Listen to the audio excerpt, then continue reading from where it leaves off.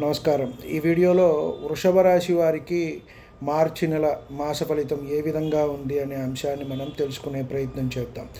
ముఖ్యంగా వీరికి మానసిక ప్రశాంతత, అప్పుల నుంచి కాస్త విముక్తి అనేది పొందుతారు.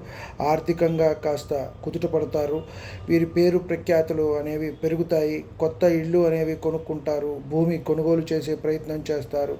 ఇంట్లో వివాహాది శుభకార్యాలు అనేవి జరుగుతాయి. స్నేహలాభం ఉంది. కొత్త వ్యక్తులు పరిచయం అవుతారు. అన్నింటా కూడా జయం. సంతాన విషయంలో కొంత జాగ్రత్త అవసరము. ఆందోళనకరమైన అంశాలైతే కనబడుతున్నాయి. కాస్త పిల్లల్ని ఒక కంట కనిపెట్టవలసిన అవసరం అయితే ఉంది.